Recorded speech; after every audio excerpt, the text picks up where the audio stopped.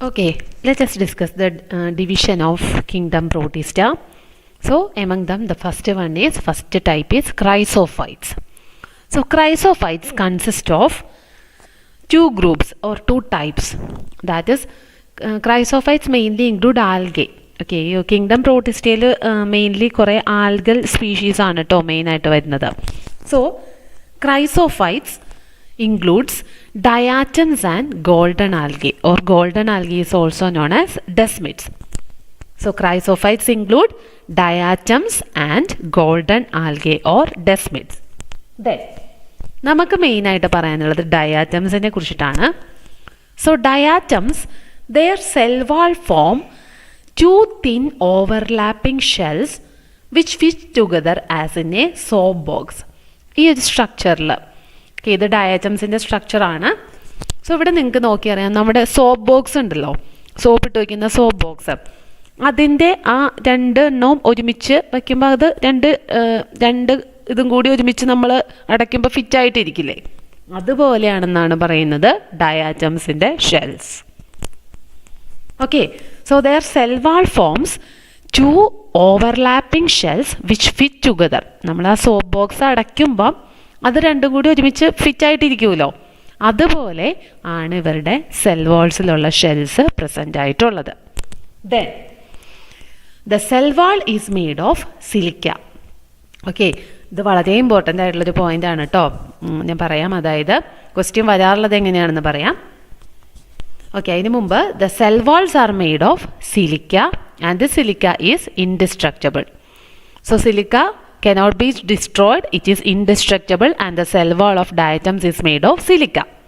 Then when the diatoms die, okay, so we know that these diatoms and golden algae, these are mainly found in marine water or oceans. Okay, നമ്മൾ ഈ പറഞ്ഞ ക്രൈസോഫൈറ്റ്സിൽ വരുന്ന എല്ലാവരും തന്നെ എവിടെയാണുള്ളത്? ഓഷ്യൻസിലാണ്. Mainly marine water അല്ലെങ്കിൽ fresh water, രണ്ടിലുമുണ്ട്. വാട്ടറിലാണ് മെയിനായിട്ട് വരുന്നത്, marine water or fresh water. So the diatoms, once they die, okay, after their death, the cell wall deposits get accumulated in the ocean floor.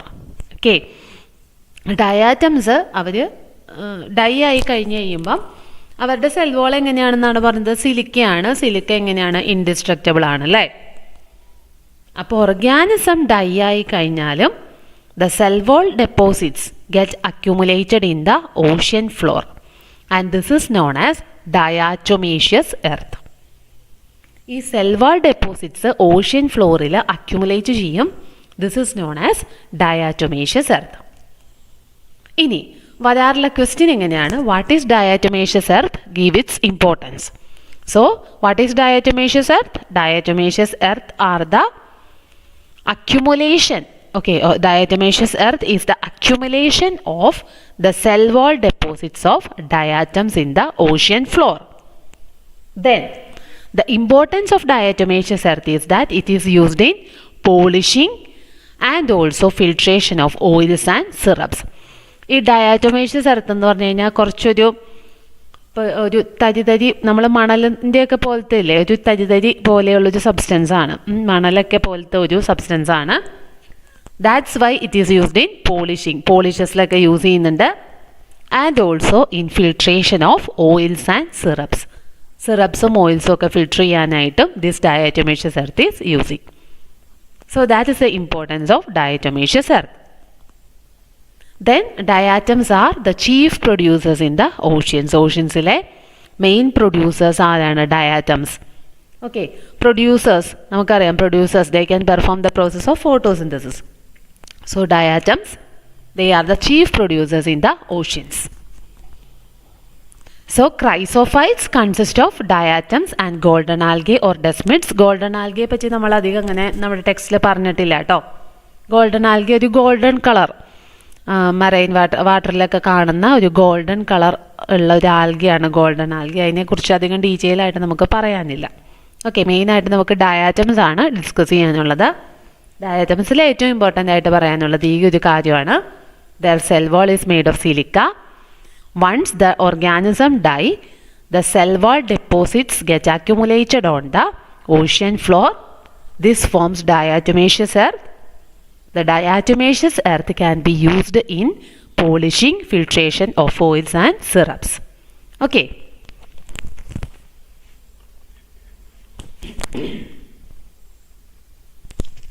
Second one, dinoflagellates. So dinoflagellates, first group ഏതായിരുന്നു? Chrysophytes ആയിരുന്നു. Second one, dinoflagellates. So dinoflagellates, they are mostly marine. Okay, marine വാട്ടറിൽ, ocean വാട്ടറിലാണ്, marine വാട്ടറിലാണ് മെയിനായിട്ട് കാണുന്നത്. Fresh വാട്ടറിനെക്കാട്ടിലും marine വാട്ടറിലാണ് മെയിനായിട്ട് കാണുന്നത്. And they are photosynthetic. Okay, they can perform photosynthesis. Then they appear yellow, green, brown, blue or red depending on the pigment present in them. Okay, ഇവർക്ക് പല കളേഴ്സിൽ present ആയിരിക്കും. Yellow ആവാം, green ആവാം. നമ്മൾ ഈ ഫിഗറിൽ നോക്കിയാൽ തന്നെ അറിയാം, അവിടെ ഒരു പിങ്ക് കളറുണ്ട്, ബ്ലൂ ഉണ്ട്, ഗ്രീൻ ഉണ്ട്. So they can present in different colours, yellow, green, brown, blue, red. That is different colors based on the pigment present in their cells. Different pigments are present, and based on the pigments they can exhibit different colors. Then their cell wall, the outer covering of cell wall will be made of cellulose. അവിടെ important ആയിട്ട് വരുന്നൊരു പാർട്ടാണ്. One thing, they have two flagella. Okay, two flagella is present in case of ആ പേരിൽ നിന്ന് തന്നെ നമുക്കറിയാം, dinoflagellates. Di means two. So dinoflagellates ഓർത്തിരിക്കുക, it will have two flagella. Okay. Then important ആയിട്ടെന്നുള്ള പറഞ്ഞ കാര്യം ഇതാണ്, റെഡ് dinoflagellates, അതിനൊരു എക്സാമ്പിളാണ് Gonyaulax. Okay, red dinoflagellates, an example is Gonyaulax. They undergo rapid multiplication and the sea will appear red in color. Okay, red colored. ഇവിടെ നമുക്ക് കാണാമല്ലോ, red coloured ഡൈനോഫ്ലാജെല്ലേറ്റ്സ് ഉണ്ട്. സോ റെഡ് കളേർഡ് ഡൈനോഫ്ലാജെല്ലേറ്റ്സ് സീയിൽ റാപ്പിഡായിട്ട് മൾട്ടിപ്ലൈ ചെയ്യുന്ന സമയത്ത് the tides, തിരമാലകൾ, സീയിലെ തിരമാലകൾ ഈ ഇതിൻ്റെ റാപ്പിഡ് മൾട്ടിപ്ലിക്കേഷൻ കാരണം ഒരുപാട് നമ്പർ റെഡ് ഡൈനോഫ്ലാജെല്ലേറ്റ്സ് ഉണ്ടാവും. So the sea will appear red in colour. Okay, so അതിന് പറയുന്ന പേരാണ് red tides. Okay, red tides, red കളറിൽ തിരമാലകൾ ഉണ്ടാവും. അതിന് റീസൺ എന്താണ്? Red dinoflagellates will multiply in the sea. Okay, so the sea will appear red in color. അതിന് red dinoflagellates-ന് അല്ലെങ്കിൽ റെഡ് ടൈഡ്സ് ഫോം ചെയ്യുന്ന dinoflagellates-ന് ഒരു എക്സാമ്പിൾ ആണ്, that is Gonyaulax. Then these organisms, these dinoflagellates release toxins. They can release different toxins, and these toxins can kill other marine animals such as fishes. Dinoflagellates toxins release ചെയ്യും. ഈ toxins ഫിഷസിനെയൊക്കെ kill ചെയ്യാനായിട്ട് കഴിയുന്ന type of toxins ആണ് ഇവർ produce ചെയ്യുന്നത്. Okay, so അത്രയാണ് ഡൈനോഫ്ലജെല്ലേറ്റ്സിൽ discuss ചെയ്യാനുള്ളത്. That is they are mainly marine and photosynthetic. Then based on their pigment they can exhibit different colors. The cell wall consists of an outer layer of cellulose. Then they will have two flagella. The most important thing is that red dinoflagellates, example goniolax, they undergo rapid multiplication and the sea will appear red in color. This phenomenon is called red tides. Then dinoflagellates release toxins which can kill other marine animals. Okay. Then the third group, that is euglenoids. Third group വരുന്നത് euglenoids ആണ്. So euglenoidsൽ main ആയിട്ട് വരുന്നത് they include freshwater organisms. Okay, euglenoids mainly include freshwater organisms which are mainly present in stagnant water. Okay, so stagnant വാട്ടറിൽ present ആയിട്ടുള്ള, അതായത് എന്താ stagnant water? Running water അല്ല, എവിടെയെങ്കിലും നമ്മൾ പറയില്ലേ കെട്ടിക്കിടക്കുന്ന വെള്ളം, അങ്ങനെ കെട്ടിക്കിടക്കുന്ന വാട്ടറിൽ ആണ് ഇവർ മെയിനായിട്ട് ഉണ്ടാവുക. Okay, they are mainly fresh water organisms found in stagnant water, still water, അതാണ് stagnant water. Okay, so they will not have a cell wall. Instead of cell wall, they will have a protein-rich layer called pellicle. Cell wall is absent in case of euglenoids, and instead of cell wall, they will have a protein-rich layer called pellicle. And this pellicle will make their body flexible. So ഇവരുടെ ബോഡീനെ flexible ആയിട്ട് മാറ്റുന്ന ഒരു സ്ട്രക്ചറുണ്ട്. Cell വാളില്ല, പകരം ഒരു protein rich ആയിട്ടുള്ള ഒരു covering ആണ് അവിടെ ഉള്ളത്, known as pellicle. And this pellicle will make their body flexible. Okay, നമ്മൾ ഡൈനോഫ്ലജല്ലേസിൻ്റെ കേസിൽ പറഞ്ഞ പോലെ തന്നെ this euglenoids will also have 2 flagella. One flagella will be short and one flagella will be long. Next property is that they are photosynthetic in presence of sunlight, and in absence of sunlight they are heterotrophs. Okay, so sunlight present ആണെങ്കിൽ അവർ എന്ത് ചെയ്യും? Photosynthesis നടത്തി അവർ producers ആവും, autotrophs ആവും. In the absence of sunlight they act as heterotrophs. That is they predate on smaller organisms. അതായത് smaller ഓർഗാനിസംസിനെ കൺസ്യൂം ചെയ്തിട്ടാണ് അവർ ജീവിക്കുന്നത് സൺലൈറ്റ് ആബ്സെൻ്റ് ആയിട്ടുള്ള ടൈമിൽ. Okay, then the pigments of euglenoids are identical to those of higher plants. That is, we all know in higher plants the main pigments present are chlorophyll. Chlorophyll is the main pigment present in higher plants. So like that, euglena also will have this chlorophyll pigment in their body. So euglena is the example for euglenoids. The main example for euglenoids is euglena. So this is the structure of euglena. യൂഗ്ലീനയുടെ structure നിങ്ങളുടെ ടെക്സ്റ്റിലുണ്ട്, page number 21 structure ഉണ്ട്. അപ്പോൾ ആ structure just ഒന്ന് നോക്കി വയ്ക്കുക കേട്ടോ. എക്സാമിന് ചിലപ്പോൾ സ്ട്രക്ചർ തന്നിട്ട് ഏത് ഗ്രൂപ്പാണ് അതിൻ്റെ പ്രോപ്പർട്ടീസൊക്കെ അങ്ങനെയൊക്കെ ക്വസ്റ്റ്യൻസ് വരാറുണ്ട്. So you have to be familiar with all the diagrams in your textbook, all the diagrams in your NCERT textbook. NCERT text ബുക്കിൻ്റെ പുറത്തുനിന്ന് എന്തായാലും ഡയഗ്രാം ബേസ്ഡ് ഒന്നും ക്വസ്റ്റ്യൻസ് ചോദിക്കാറില്ല. ഡയഗ്രാംസ് എല്ലാം ഈ ഒരു ടെക്സ്റ്റ് ബുക്കിൽ നിന്ന് മാത്രമാണ്. നിങ്ങൾക്ക് ഡയഗ്രാം അങ്ങനെ വരയ്ക്കാൻ ചോദിക്കാറില്ല കേട്ടോ. ഡയഗ്രാംസ് നിങ്ങളോട് വരയ്ക്കാനൊന്നും അങ്ങനെ അധികം ചോദിക്കാറില്ല. മിക്കവാറും ഡയഗ്രാംസ് തന്നിട്ട് ഐഡൻറ്റിഫൈ ചെയ്യുക, ദെൻ ഫീച്ചേഴ്സ് എഴുതുക, അങ്ങനെയൊക്കെയാണ് വരാറ്. ഓക്കെ, സോ ഇവിടെ നിങ്ങൾക്ക് കാണാം the outer layer that is pellicle is present. Then, like plant cells, chloroplast containing chlorophyll is present. Then, a long flagella is present. So, 2 flagella ഉണ്ട് കേട്ടോ ഒരു സൈഡിലും. ദെൻ ട്രാൻസ്വേഴ്സ് അകത്തേക്ക് ഒരു ഫ്ലജല്ല പ്രസൻ്റ് ആണ്. Okay, then this is the structure of euglena. Next one, fourth group, that is slime moulds. So slime moulds are saprophytic. ഈ പ്രോട്ടീസ്റ്റിൻ്റെ ഗ്രൂപ്പിൽ സാപ്രോഫൈറ്റിക് ആയിട്ടുള്ളവരാണ് slime moulds. You know what saprophytes are. Saprophytes are organisms which obtain nutrition from dead and decaying matter. അത് plant ആയാലും animal ആയാലും അതിൻ്റെ dead and decaying മാറ്ററിൽ നിന്ന് nutrition obtain ചെയ്യുന്നവരാണ് ആദ്യം saprophytes. Okay, so slime moulds are saprophytes. Then slime moulds are mainly present in decaying wood regions. Wood ട്രീസൊക്കെ മറിഞ്ഞൊക്കെ വീണിട്ട് വുഡിലൊക്കെ ആണ്, ഡീക്കേയിങ് ആയിട്ടുള്ള വുഡിലൊക്കെയാണ് മെയിനായിട്ടും സ്ലൈം മോൾഡ്സ് പ്രസൻ്റ് ആയിട്ടുള്ളത്. സ്ലൈം മോൾഡിൻ്റെ ഒരു ഫിഗർ ഞാൻ നെറ്റിൽ നിന്ന് എടുത്താണ്, നിങ്ങളുടെ ടെക്സ്റ്റിലെ ഫിഗറൊന്നും തന്നിട്ടില്ല. Okay, so their properties are, under suitable conditions they form an aggregation called plasmodium. Suitable ആയിട്ടുള്ള കണ്ടീഷൻസിൽ അവരൊരു ഗ്രൂപ്പായിട്ട് അഗ്രിഗേറ്റ് ചെയ്ത് ഫോം ചെയ്യുന്ന ഒരു സ്ട്രക്ചറാണ് പ്ലാസ്മോഡിയം. എന്നിട്ട് ഈ പ്ലാസ്മോഡിയം ഫോമിൽ ഇരുന്നിട്ടാണ് അവർ ഗ്രോ ചെയ്ത് സ്പ്രെഡ് ചെയ്യുന്നത്.